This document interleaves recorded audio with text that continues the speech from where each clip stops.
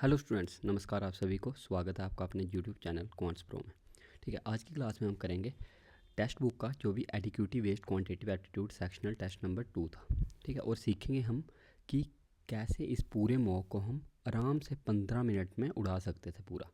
और उसी के बेसिस हम कुछ नए नए कॉन्सेप्ट भी सीखेंगे और नए नए तरीके सीखेंगे, नई नई अप्रोचेस सीखेंगे कि किस क्वेश्चन को हम किस तरीके से उड़ा सकते हैं, ताकि हमारा थोड़ा से थोड़ा टाइम भी बच सके। ठीक है, हम हर एक क्वेश्चन में मिनिमम सीखेंगे कैसे हम 15 टू 20 सेकेंड बचाएंगे, ताकि हमारा आराम से ये 15 मिनट में हो सके। ठीक है, जैसे ये देखो, ये था हमारा फर्स्ट क्वेश्चन।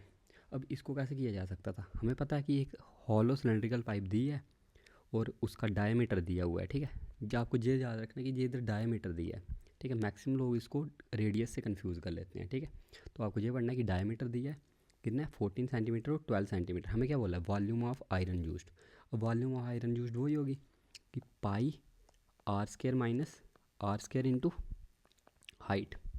ठीक है, अब पाई की वैल्यू कितनी होती है, 22/7 into r square minus are square. अब देखो, इधर 14 है तो रेडियस कितना होगा 7, इधर 12 है तो 6। ठीक है, मतलब 7 का स्केयर 49 में से 36 इंटू 21। ठीक है, अब देखो 7 ही है 21 22 इंटू, अब जब इसको हम माइनस करते आपस में कितना आता है 13 इंटू 3। अब तो एक तरीका ये था कि हम देखते 11 का मल्टीपल कौन है। ठीक है, क्योंकि 22 में क्या आता है 11 का मल्टीपल।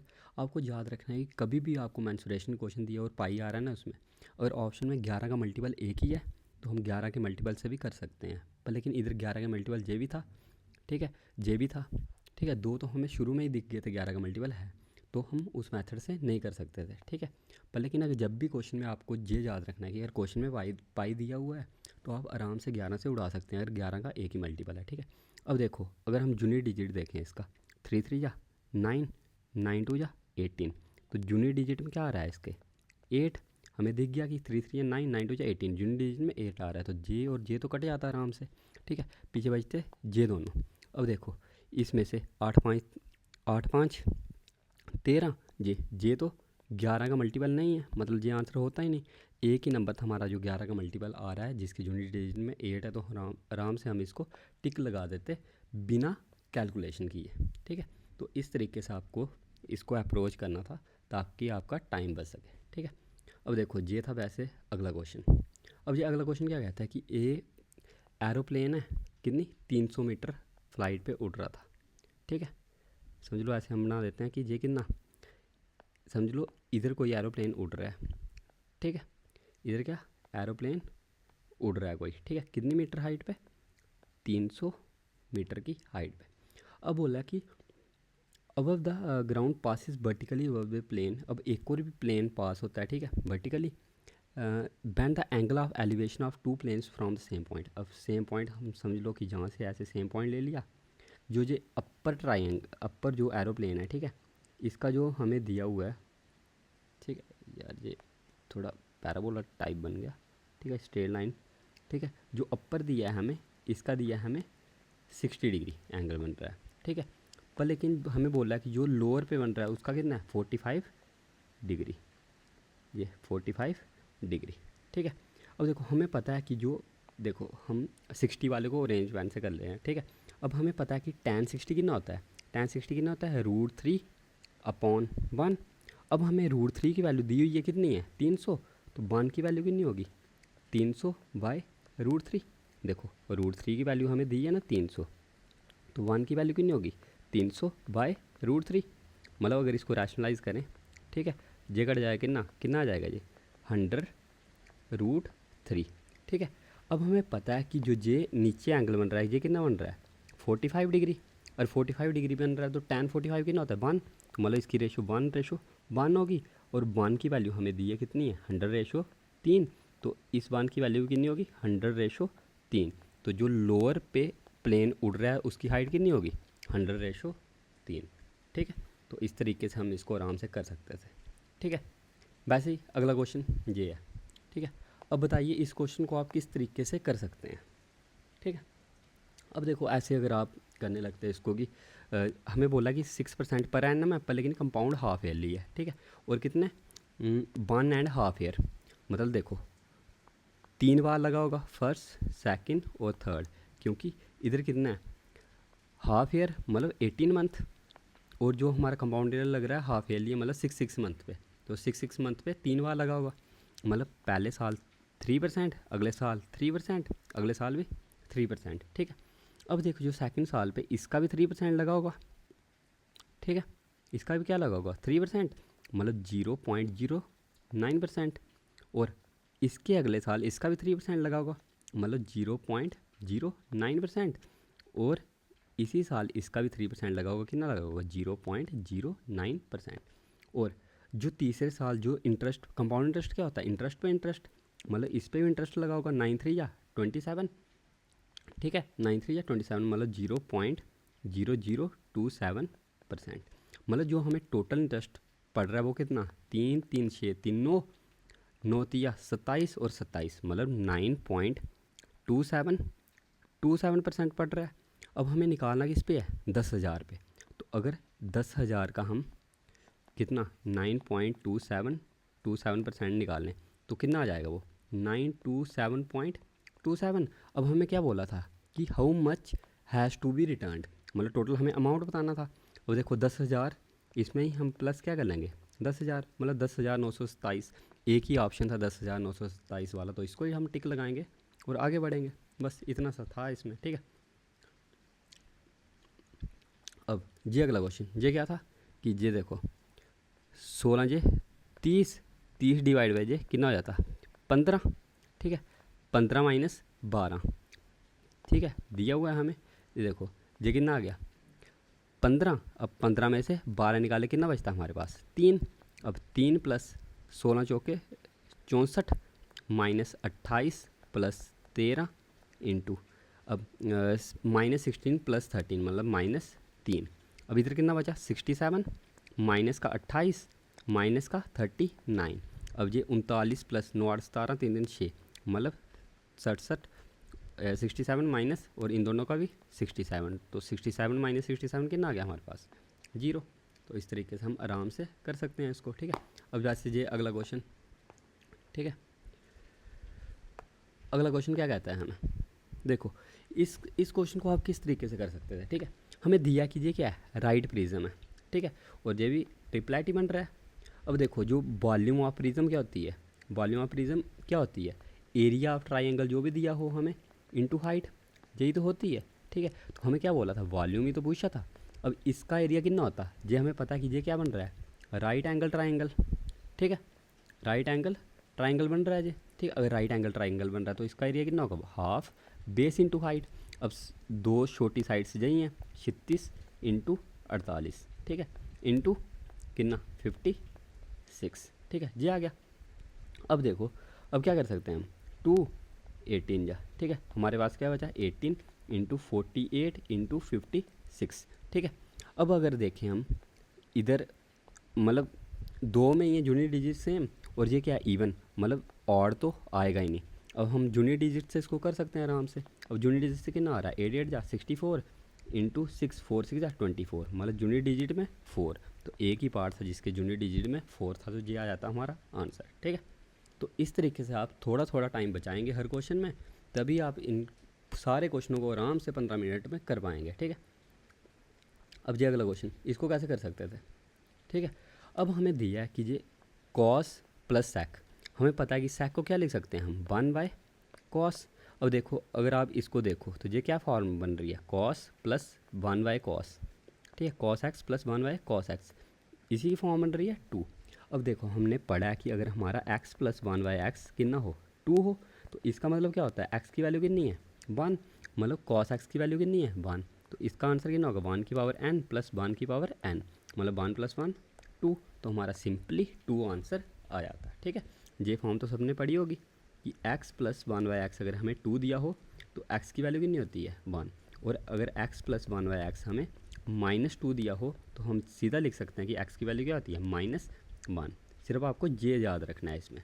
ठीक है, हमने बड़े आराम से देख लिया कि इधर क्या था cos x plus 1/cos x, मतलब x plus 1/x, x plus 1/x की इक्वल्स टू 2, मतलब जे फॉर्म बन रही है, और जे फॉर्म बन रही है तो इसकी वैल्यू कितनी होगी 1, तो इसकी भी 1, मतलब 1 + 1 2 आंसर आ जाता हमारा। ठीक है, अब बताइए इन क्वेश्चनों में थी कुछ मुश्किल? नहीं थी, आराम से हम कर पाते। ठीक है, अब वैसे ही अगला क्वेश्चन, ये अगला क्वेश्चन क्या था? In triangle A B C, triangle B C. अब देखो, अब इसके लिए हमारे पास सपोज करो ये एक ट्राइंगल है। ठीक है, ये एक ट्राइंगल हमने ले लिया। ट्राइंगल क्या है हमारे पास? ए बी सी। अब हमें बोला कि ओ इज़ पॉइंट इनसाइड, ओ इधर समझ लो एक पॉइंट ले लिया हमने। ठीक है, अब बोला कि जो ओ बी सी है, ओ, ठीक है, ओ ऐसे ज्वाइन कर लिया हमने। वैसे हमें क्या बोला है कि हमारे पास है जो सर ओ बी सी, मतलब जे है, जे क्या बोला है? 2 टाइम्स है किसके?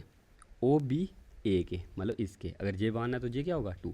अब वैसे ही जो ओ सी बी मतलब जे वाला क्या बोला है हमें? 2 टाइम्स है किसके? ओ सी ए के, इसके। ठीक है, तो अब हमें जे दिया है कितना? 60 डिग्री। अब हमें पता है कि अगर जे 60 है तो इन दोनों का सम कितना होता है हमारे पास? इन दोनों का सम कितना होता है हमारे पास? बोलो, इन दोनों का सम कितना होता? इन दोनों एंगल्स का पूरों का सम कितना होता है हमारे पास? 120, क्योंकि 180 में से 60 के तो पीछे 120 ही बचता है। ठीक है, 120, इन दोनों का सम कितना होता है? 120। अब हमें जे एंगल निकालना है। जे एंगल क्या होगा कि अगर हम 120 में से जे और जे माइनस कर लें, अब हम इस एंगल को देख पा रहे होंगे, हमें क्या दिया है? ओ बी ए की वैल्यू दी है, मतलब ओ बी सी 2, मतलब हमें जे क्या दिया है? 1। ठीक है, तो हम पता कर सकते हैं कि ये पूरा एंगल अगर जो भी है तो इसका जो जे वाला एंगल होगा, जे कितना होगा? 1/3 होगा। मतलब जे एंगल क्या होगा? 1/3, मतलब जे क्या होगा? 1/3 ऑफ टोटल। वैसे ये भी क्या होगा? 1/3 ऑफ टोटल। अगर ये पूरा 120 है तो मतलब ये क्या होगा? 1/3 ऑफ टोटल। 1/3 ऑफ टोटल कितना है? 120, मतलब 340 या। ठीक है, तो जे हमारे पास कितना आया था?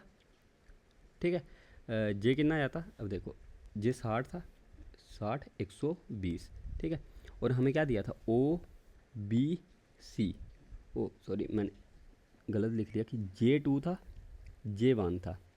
वैसे J2 था, J1 था, सॉरी मैंने उल्टा लिख लिया। ठीक है, जे क्या होता है? 2/3 होता है। ठीक है, तो 2/3 मतलब 80 होता।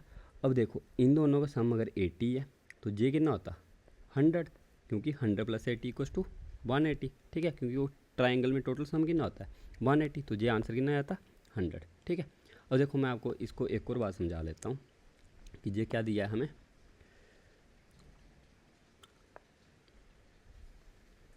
देखो मैंने एक गलती कर दी थी ना थोड़ी सी। ठीक है, अब देखो जे हमें दिया था एक ट्राइंगल। ठीक है, ए बी सी ट्राइंगल, बीच में क्या पॉइंट था? ओ। ठीक है, जैसे ये ज्वाइन किया इस पे, जे ज्वाइन किया इस पे। ठीक है, अब हमें बोला कि ओ बी सी मतलब हमारा जो जे वाला एंगल है, जे हमें दिया था कि जे एंगल ट्वाइस है इस एंगल के। ठीक है, वैसे ही जे एंगल है, जे ट्वाइस दिया हमें इस एंगल के। ठीक है, मतलब अगर हम इस पूरे को 3 माने, ठीक है, पूरा 3 ही हुआ, 2 1 3, तो जे कितना होगा? 2/3 ऑफ टोटल। वैसे जे क्या होगा? 2/3 ऑफ टोटल होगा। अब देखो जे हमें दिया था कितना है? 60। जे हमें दिया था ना 60, और जे 60 है तो इन दोनों एंगल का सम कितना होगा हमारे पास? 120। ठीक है, क्योंकि 60 प्लस ट्राइंगल में टोटल सम कितना होता है? 180, तो ये कितना होगा? 120। ठीक है, ये नीचे से कट रहा है इसको। ठीक है, ये टोटल कितना होगा? 120। अगर ये 120 है तो इन दोनों एंगल का सम कितना होगा? 120 का 2/3, मतलब 42 या 80। अब हमें पता लगा कि ये दोनों हैं, ये दोनों का सम कितना है? 80। तो पीछे ये बता, जे कितना होगा? 100, क्योंकि 100 + 80 कितना होता है? 180। और ट्राइंगल का टोटल सम कितना होता है? ट्राइंगल का टोटल सम कितना होता है? 180। तो हमें यही पूछा था बी ओ सी, तो बी ओ सी कितना होगा हमारे पास? 100। ठीक है, तो ये आ गया हमारा 100। अब ये अगला क्वेश्चन क्या था कि ए बी स्टार्ट करते हैं बिजनेस। ठीक है, ए बी स्टार्ट करते हैं बिजनेस, कितना? 10,000। ये 10 लगाता है और ये 12 लगाता है। ठीक है, आफ्टर 4 मंथ ए इन्वेस्ट ₹5,000 मोर, मतलब 4 महीने बाद ये 5,000 मतलब 10 से 15 कर देता है, और बी कर देता है विड्रा 4,000, मतलब ये 4 प्लस बी क्या करता है? 4,000 विड्रा, मतलब 8 बचा अगले 8 महीने के लिए। हमें यही पूछा है कि लास्ट में एंड ऑफ द ईयर। ठीक है, तो 8 4 12 टोटल 12। पर लेकिन हमें बोला कि जब बी विड्रा करता है 4000 उसके आफ्टर अनदर 2 मंथ, मतलब सी 4 2 6 महीने बाद सी ज्वाइन करता है कितना 15,000 से, मतलब 15,000 इंटू 6 जे ज्वाइन करता है सी। ठीक है, देखो 2 2 या 4, 2 4 या 8, 2 4 या 8, 2 2 या 4, 2 से हमने सबको काट दिया। ठीक है, अब ये कितना बचता, 15 चौके 60 और 20 80। ठीक है, 8 चौके 32 और 12 दूने 24, 32 और 24 कितने होते हैं, 32 और 24 मतलब 56।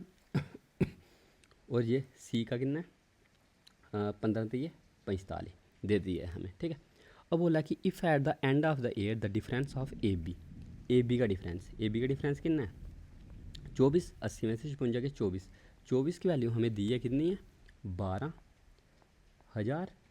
अब हमें बताना कि सी का शेयर कितना होगा।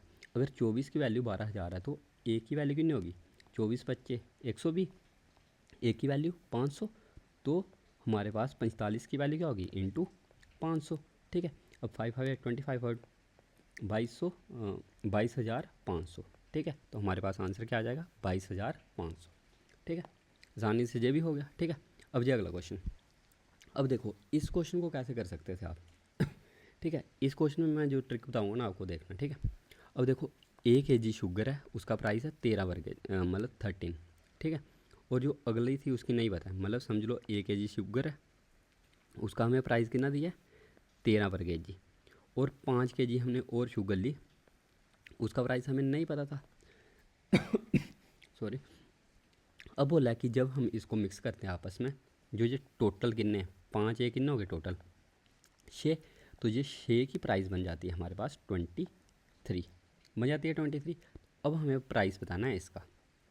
देखो अगर हम इसको ना गिन रहे हैं तो उसकी वजह से क्या हो रहा है हमारा क्या हो रहा है ये बढ़ रहा है।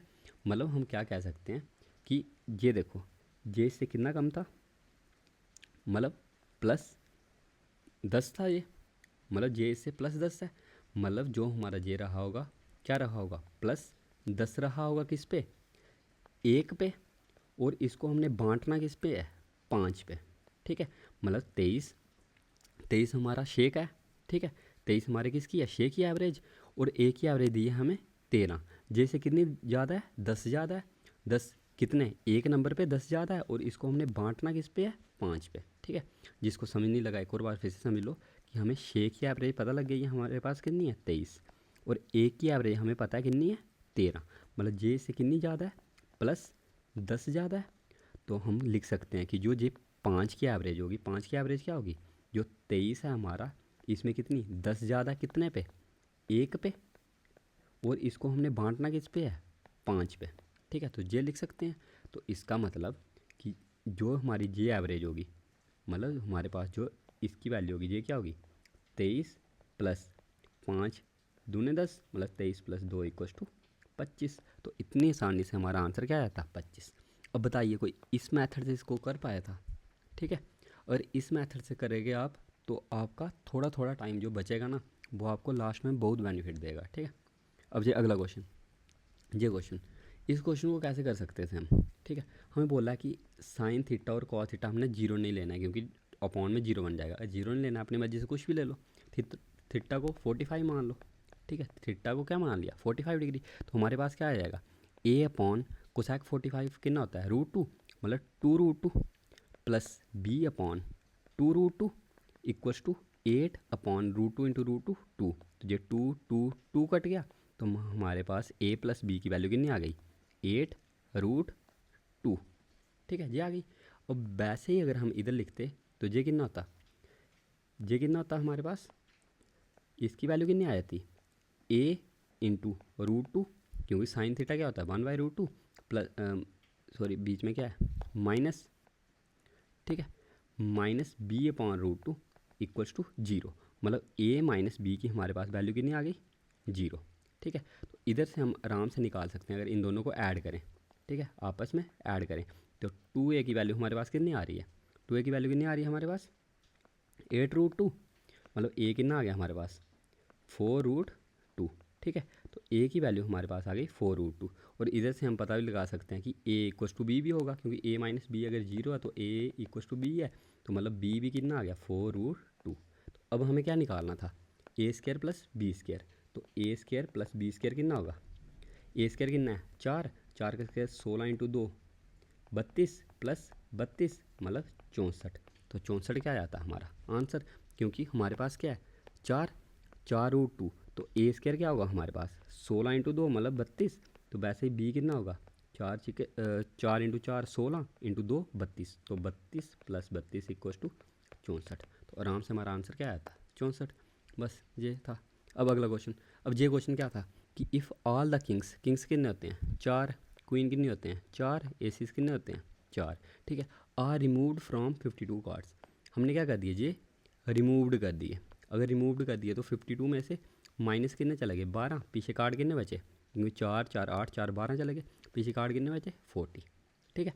अब बोला कि जो रिमेनिंग कार्ड है उनको शफल किया, देन एक card is drawn from it. हमें प्रोबेबिलिटी निकालने की इसकी ब्लैक फेस कार्ड। अब जो रिमेनिंग ब्लैक फेस कार्ड होंगे वो कितने होंगे, ठीक है। फेस कार्ड टोटल कितने होते हैं, मतलब फेस कार्ड क्या होते हैं, एक तो होता है, देखो फेस कार्ड में क्या आता है, एक तो आता है किंग, एक आता है क्वीन, एक आता है एस और एक आता है जैक। क्वीन हमने किंग निकाल दिए हैं, क्वीन निकाल दिए हैं, एस निकाल दिए, पीछे क्या बचे जैक। तो जो ब्लैक फेस कार्ड होंगे वो कितने होंगे जैक, एक जैक मतलब एक जैक होगा किसका क्लब का, और एक जैक किसका होगा क्लब और स्पेड का, ठीक है। तो कितने होंगे 2 बचे होंगे। तो हमें उसी की प्रोबेबिलिटी निकालनी है, और उसकी प्रोबेबिलिटी क्या होगी हमारे पास 2/40 मतलब 1/20। तो 1/20 हमारा आंसर आ गया। 1/20 दिया ऑप्शन, हाँ ए पार्ट इज़ द आंसर, ठीक है। ये आ गया। अब ये अगला क्वेश्चन, ये क्वेश्चन देखो हमें बोला कि एंगल बी निकालना है। इस क्वेश्चन को आप आराम से कर सकते थे। ये देखो बी सी दिया है, ए बी दिया है, तो हमें साफ साफ दिख रहा है कि जो ए सी है वो कितना है 2, मतलब ये हमें साफ साफ दिख रहा है ना कि इसका स्क्वायर किया और इसका स्क्वायर किया, दोनों को ऐड किया तो अंदर क्या आ गया 2a स्क्वायर। मतलब ये हमें पता है कि a प्लस बी का होल स्क्वायर कितना होता है ए स्क्वायर, मतलब a प्लस बी का whole square plus a minus B का होल स्क्वायर कितना होता है 2 into A square plus B square, क्योंकि ये मैं जो अपना बैच पढ़ा रहा हूँ उसमें करवाया मैंने, ठीक है। तो ये होता है, तो अगर ये है तो ये हमारा क्या बन रहा है right angle triangle. Right angle triangle बन रहा है तो थीटा कितना होगा, मतलब एंगल कितना होगा 90 डिग्री। हमें यही पूछा था एंगल बी कितना होगा 90 डिग्री, आराम से हमने निकाल दिया 90 डिग्री, क्योंकि ये क्या बन रहा था राइट एंगल ट्राइंगल, ठीक है। मतलब हम पाइथागोरस थ्योरम लगाते पीजीटी तो हमारा आराम से आ जाता, ठीक है। ये साफ आ गया ये 90 डिग्री, इस क्वेश्चन में कुछ करने की ज़रूरत थी भी नहीं, ठीक है।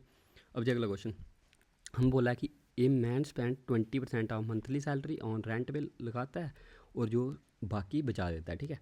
अब बोला कि if every month he also spend, वो और स्पेंड करता है कितना 232 इतना ग्रोसरी पे, और रिमेनिंग इतना बचता है उसके पास। मतलब हम कह सकते हैं कि जो 80% है हमारा, जो 20% क्या हुआ है हमारा, हमने क्या कर दिया है रेंट पे दे दिया है। तो पीछे जो रिमेनिंग बचा होगा, ठीक है, 100 में से रिमेनिंग बचा होगा वो कितना बचा होगा सेविंग हमारी 80%।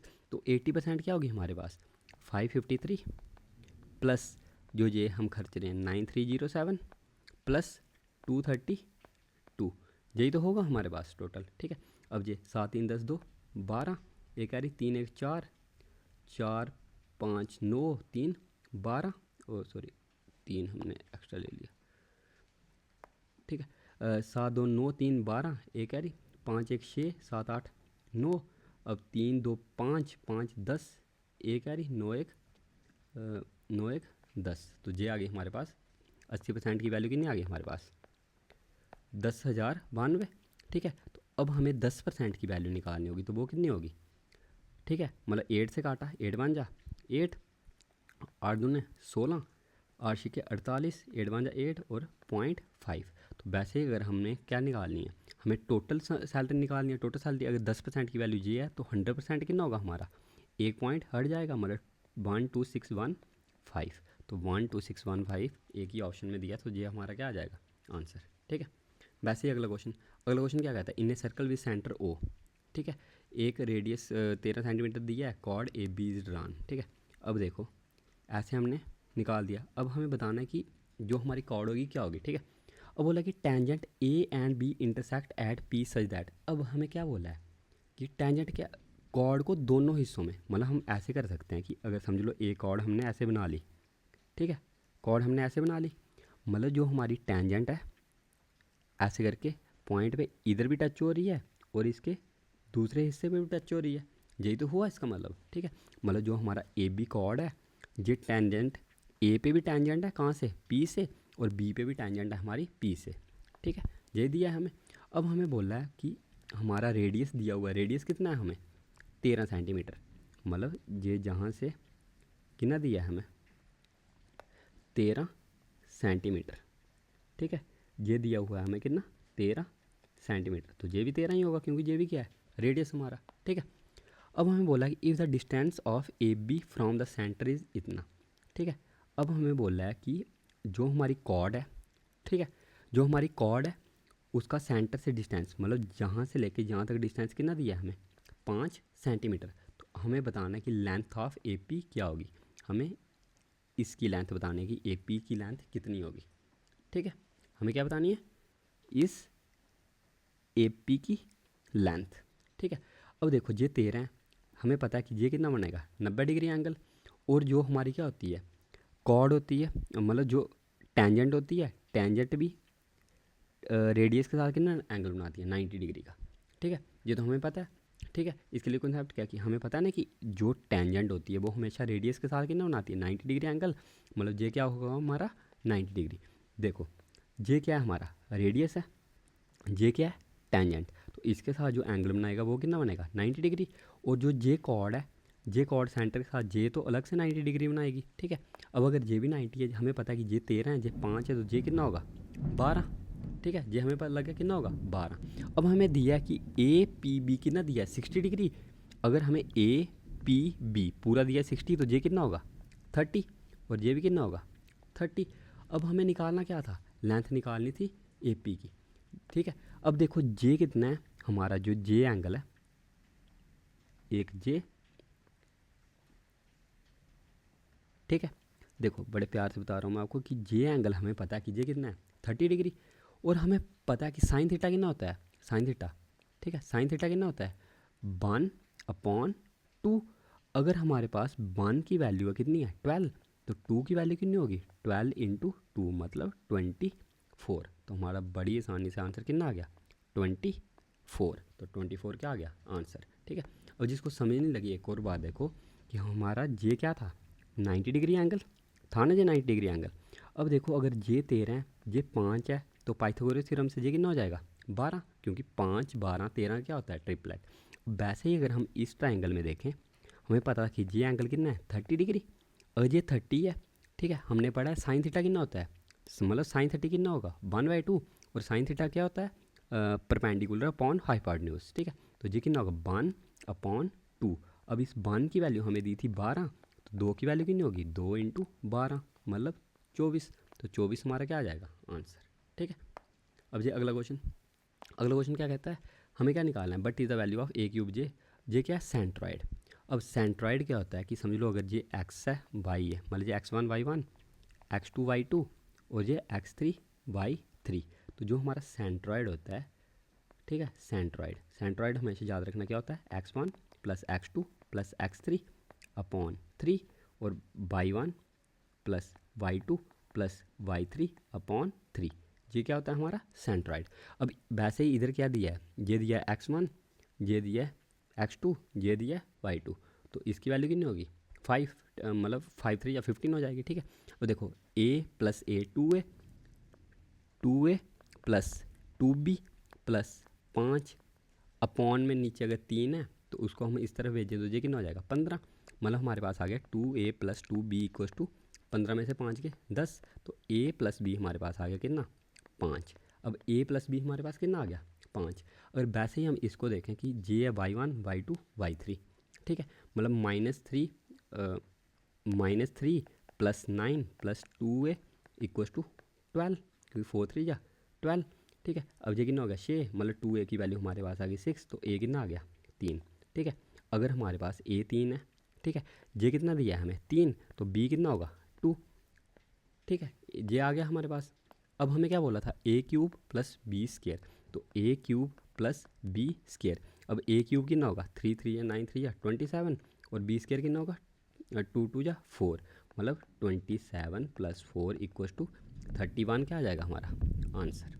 ठीक है, ये भी हमारा क्वेश्चन बड़ी आराम से हो गया। ठीक है, अब ये अगला क्वेश्चन क्या कहता है कि 2 वर्कर्स हैं सागर और मनीष वर्किंग टुगेदर। वो क्या कहते हैं सागर कैन कंप्लीट वर्किंग। अब देखो इस क्वेश्चन को भी मैं बड़े अच्छे तरीके से समझाऊंगा आपको। ठीक है, अब देखो जो सागर है, अब हमें दिया कि सागर क्या करता है 15 डेज में काम को कंप्लीट कर देता है। ठीक है, अब लेकिन अगर बोला कि वो अल्टरनेट बेस पे काम करें, ठीक है, अगर वो अल्टरनेट बेस पे काम करें तो सागर और मनीष, अब देखो जो सागर होगा 6 डेज काम करेगा अल्टरनेट डेज पे और मनीष भी 6 डेज काम करेगा क्योंकि टोटल काम कितने में 12 डेज में ख़त्म हुआ है तो ये 6 डेज में काम करेंगे। ठीक है, अब देखो अगर हमारा सागर 6 दिन काम कर देता है, हम सपोज कर लेते हैं कि सागर 15 दिन में काम कर रहा है तो 15 ही पूरा काम है। ठीक है, अब वो अगर 6 काम कर लेता है सागर, जहाँ से 6 काम कर लिया तो पीछे जो रिमेनिंग होगा, रिमेनिंग कितना होगा 15 में से -6 क्या 9 रिमेनिंग होगा। अब ये जो 9 काम है ये मनीष कितने दिन में करता है 6 दिन में। अब देखो जो मनीष है हमारा 9 काम कितने दिन में कर रहा है 6 दिन में और टोटल काम कितना है 15, मतलब एक काम ये करेगा 6/9 दिन में और 15 काम कितने दिनों में करेगा 6/9 × 15 दिनों में, मतलब 3 3 या 9 3 2 या 6 3 5 या 15 मतलब 10 डेज में। ठीक है, अब हमें पता लगेगा कि जो मनीष है वो कितने देर में काम करेगा कंप्लीट 10 दिनों में।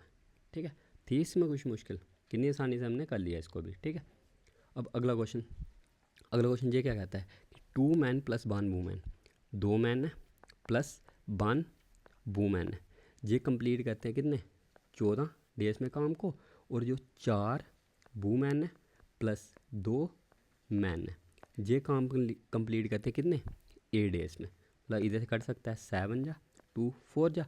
अब हमें बताना है कि मैन को इतना मिलता है कि वूमेन को कितना मिलेगा। हमें सबसे पहले क्या पता होना चाहिए इसकी एफिशिएंसी। ठीक है, अब देखो मैन का कितना है 7 2 जा 14 मैन -4 2 जा 8 मैन = ये किसके इक्वल होंगे 7 1 जा 7 वूमेन और 4 4 जा 16 वूमेन, मतलब 16 वूमेन -7 वूमेन। ठीक है, तो हमारे पास क्या आ गया कि 14 में से 8 के कितने 6 मैन = 9 वूमेन, मतलब हमारे पास रेशो कितनी आ गई 3 2 या 6 3 3 या 9, मतलब मैन और वूमेन की रेशो कितनी आ गई हमारे पास 3:2।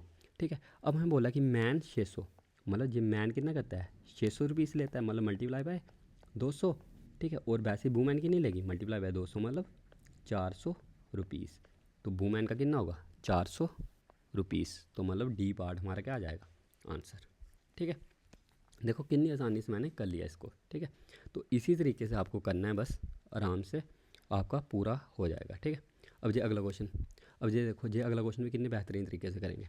अब देखो ये अगला क्वेश्चन क्या कहता है हमें कि इन ए फिगर ओ सेंटर है और सबसे कि ओ सेंटर है। अब हमें पता है कि डायामीटर जब भी सरकमफ्रेंस पे कोई भी एंगल बनाता है, ठीक है, डायामीटर सरकमफ्रेंस पे कोई भी एंगल बनाता है वो कितना होता है हमेशा 90 डिग्री होता है ना। हमने ये पढ़ी है प्रॉपर्टी कि डायामीटर हमेशा जो सरकमफ्रेंस पे एंगल बनाता है वो कितना होता है 90 डिग्री। अब हमें ए आर एस दिया कितना है 125, अब हमें जे एंगल दिया कितना है, जे एंगल कितना दिया हमें 125 और जे एंगल 125, तो जे कितना होगा हमारा 180 में से 125 के मतलब 55। अब देखो जे पूरा 90 था तो जे कितना होगा हमारा 35। ठीक है, क्योंकि 55 और 35 कितने होते हैं 90, ये हमारा कितना आ गया 35। ठीक है, अब हमें क्या बोला था कि हमें कौन सा एंगल निकालना है PAB, जे वाला एंगल निकालने को बोला था हमें, बोला था ना जे वाला एंगल निकालने को। ठीक है, अब इस एंगल को हम कैसे निकाल सकते हैं। अब देखो हमने पढ़ी है ये भी प्रॉपर्टी ऐसे, ये कॉर्ड है। ठीक है, जो भी कॉर्ड होती है हमेशा वो क्या करती है, और उसको सेम सरकमफ्रेंस पे हम कोई भी 2 पॉइंट पे खींचे वो भी हमेशा क्या होते हैं इक्वल एंगल होते हैं। ठीक है, अब देखो अगर ये 35 है हमारा, ये कितना है 35, तो ये भी कितना होगा हमारा 35 डिग्री, तो 35 डिग्री इसका क्या आ जाएगा आंसर। देखा मैंने कितने तरीके से कर लिया। ठीक है, अगर ये हमारा 125 है, ये पूरा 90 है, जे कितना होगा 55, और जे 55 है, जे पूरा 90 है तो जे कितना होगा 35, और जे 35 है तो जे भी क्या होगा हमारा 35। तो इतनी आसानी से हमारा जे हो जाता है। ठीक है, अब ये अगला क्वेश्चन ये क्या है। ठीक है, अब देखो इस क्वेश्चन को हम कैसे कर सकते हैं टाइम बचाने के लिए। ठीक है, अब देखो मैं एलिमिनेट मतलब वैल्यू पुटिंग से मैं एलिमिनेट करके इसको आराम से कर सकता था। ठीक है, अब देखो इधर क्या दिया है, एक्स स्क्वायर है, मतलब एक्स की वैल्यू क्या होगी पॉजिटिव, हमेशा क्या रहेगी पॉजिटिव, मतलब 72 में कुछ पॉजिटिव ऐड कर रहा है तो जिस 72 से हमारा आंसर क्या होना चाहिए था बड़ा। अब 3 का स्क्वायर 9, 72 से कम है, ये तो कट गया। 5 का स्क्वायर 25, 72 से कम है, ये भी कट गया। 9 का स्क्वायर 81, 72 से बड़ा है, ये हमारा आंसर हो सकता है। 7 का स्क्वायर 49, ये भी हमारा क्या है 81 से कम है, तो ये भी कट गया। तो एक ही ऑप्शन था जो हमारा क्या था 72 से बड़ा था, तो हम आराम से क्या लगा देते 9 आंसर। ठीक है, और जिसको करना ही है तो वो कैसे करेगा। देखो हम 27 को क्या लिख सकते हैं 3 का क्यूब। अब हमें दिया कि अगर हमें पता है कि अगर हमारा A cube plus B cube plus C cube ये इक्वल हो 3ab के, ठीक है, तो हमारा a plus B plus C कितना होता है 0। तो इधर से हम पता लगा सकते हैं हमारे पास 17x प्लस 6, ठीक है, प्लस 6 माइनस एक्स। अब ये जो सी है ये माइनस क्या है -3 इंटू 3x माइनस 3, ये कितना होगा हमारा 0। मतलब हमारा क्या आ गया 17x माइनस मतलब 17x, ठीक है, plus 6 12 minus x minus 9x और माइनस माइनस प्लस का 9 इक्वल्स टू 0।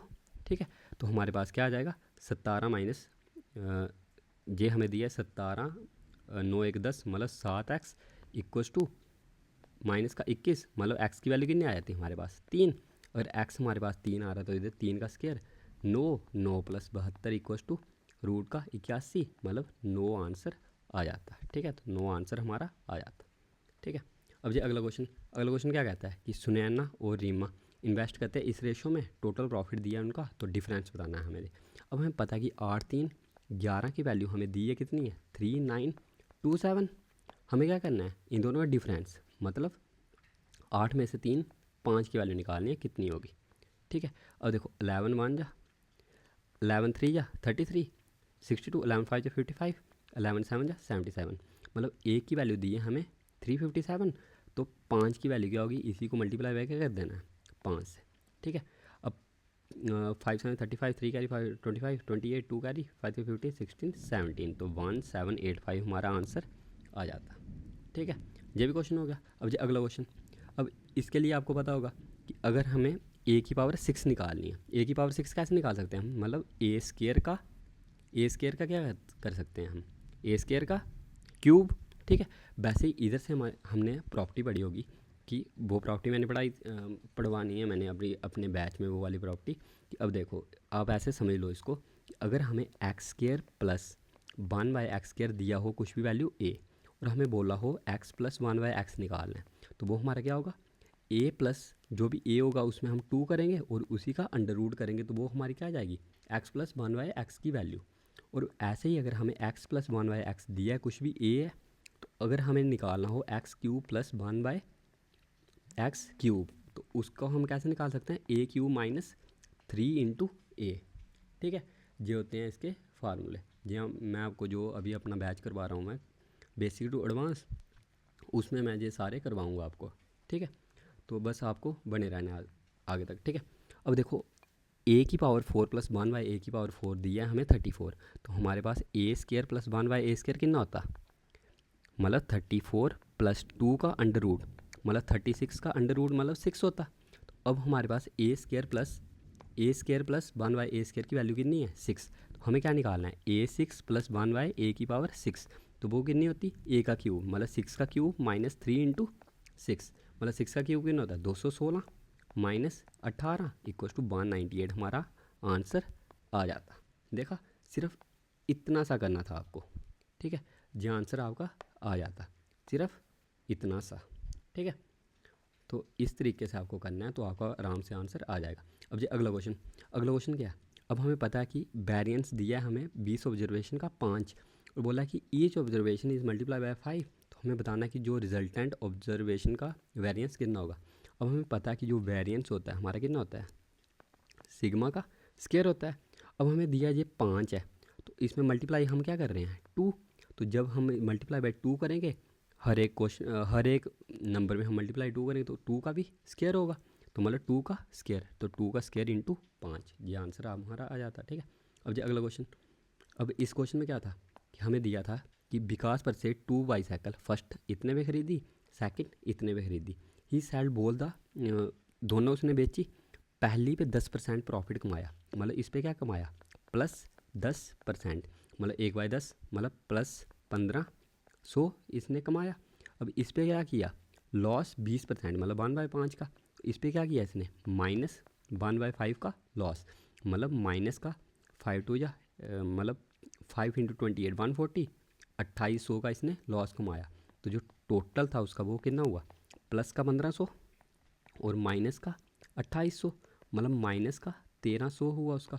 मतलब क्या हुआ, माइनस किसके लिए लगा है, लॉस के लिए, तो लॉस कितना है उसका 1300, मतलब उसने 1300 का लॉस कमाया। ठीक है, अब ये अगला क्वेश्चन था ये, तो इसको भी करना तो हम कितनी आसानी से कर लेते हैं इसको, कि इसका आंसर क्या आया था कि 15% हमने चूज़ करने हैं, एक टीचर और एक हेड मास्टर, कितने बेस में हम चूज़ कर सकते हैं। तो इसका आंसर क्या होगा 15 × 14 मतलब 210, तो कितनी आसानी से हमारा आंसर क्या आ गया 210। और जिसको समझ नहीं लगी समझ लो कि हमने, समझ लो 15% थे हमारे पास टोटल, हमने 15 में से सी एक टीचर चूज़ करना था।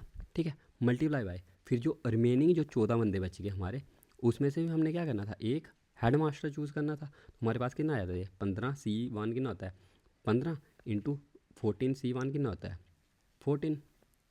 ठीक है, तो ये कितना आया था हमारे पास 15 ×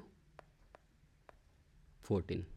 ठीक है, कितना आया था हमारे पास 15 × 14, तो 15 × 14 कितना होता है 210। तो हमारा बड़ी आसानी से आंसर कितना आ गया 210। बस यही करना था इसमें। अब ये अगला क्वेश्चन, ये हमारा आज का क्या है लास्ट क्वेश्चन। ठीक है, अब इसमें बोला कि पब्लिक लाइब्रेरी है, उसकी एवरेज अटेंडेंस दी है 410 होती है कि इसमें संडेस में, और जो रिमेनिंग डेज हैं उसमें कितनी होती है इतनी। अब बोला कि एवरेज अटेंडेंस हमने पर डे की निकालनी है, 30 डेज़ का महीना है, संडे से शुरू हो रहा है। अब देखो अगर संडे शुरू हो रहा है कि मतलब 1 को क्या है संडे, तो वैसे ही 8 को वापस संडे होगा, वैसे +7 किया, 15 को वापस संडे होगा, +22 को वापस संडे होगा, और +29 को वापस संडे होगा। मतलब कितने आएंगे 5 संडेस आएंगे। ठीक है, 5 संडेस आएंगे, मतलब 5 दिन की एवरेज हमें दी है कितनी है 410, और जो अगले रिमेनिंग 25 दिन है, 25 दिन की एवरेज कितनी दी है हमें, 25 दिन की एवरेज कितनी दी है 230। मतलब हम लिख सकते हैं इसको कि 5 1 जा 5 5 जा, मतलब 6 दिन की एवरेज निकालनी है, हमने काट दिया इसको। ठीक है, अब देखो जे इस पे कितनी, इसकी 230 है। ठीक है, अब देखो जे इस पे अगर हम एवरेज निकाल देंगे, टोटल हमारी 410 है। अब जे इस पे कितनी कम है, बोलो कितनी कम है 180 कम है, मतलब -180 कम है किस पे 5 पे, उनको हमने बांटना किस पे है 6 पे, मतलब टोटल की निकालनी है हमें, टोटल 6 पे बांटना है। मतलब हमारी 180 कम है कितने 5 दिनों में, उसको बांटना किस पे है हमने 6 में, मतलब 630 जा, मतलब हमारा आंसर कितना आ जाएगा 410 में से 15 3 150। ठीक है, 150 निकाले तो कितना बचता है हमारा 260, तो 260 हमारा क्या आया था आंसर। ठीक है, और जिसको अगर समझ नहीं लगी समझो कि 5 दिन की दी थी हमें कितनी है 410, 25 दिन की दी थी कितनी है 230, तो हमें क्या निकालना है टोटल 30 दिन के निकालना था। ठीक है, तो हमने क्या कर दिया रेशो निकाल दी कि 5 1 जा 5 5 5 जा 25 5 6 जा 30, मतलब एक दिन की दी थी 410, 5 दिन की दी थी 230, 6 दिन की हमें नहीं पता थी वो निकालनी है। हमने मान लिया कि 6 दिन की हमारी कितनी है 410 ही है, पर लेकिन जो रिमेनिंग जो डेज बचे उस पर ये कितनी कम है, बताओ कितनी कम है ये -180 कम है। ठीक है, अगर ये -180 कम है उस पर, तो हम लिख सकते हैं कि 410 -180 कितने दिनों पे 5 डेज़ में, 5 डेज़ में। पर लेकिन हमने कितने दिनों की निकालनी है टोटल 6 पे डिवाइड करना है उसको, तो ये 6 से 6 कटा 6 30,000, तो इधर हमारी एवरेज कितनी बची 410 -150 मतलब 260, तो 260 हमारा आंसर आ गया। ठीक है, तो यही हमारा आज का लास्ट क्वेश्चन था। इसी के साथ हमने देख लिया कि हम किस मेथड के साथ किस क्वेश्चन को कैसे अप्रोच कर सकते हैं, ताकि हमारा आसानी से आसान मेथड में हमारा आंसर आ सके।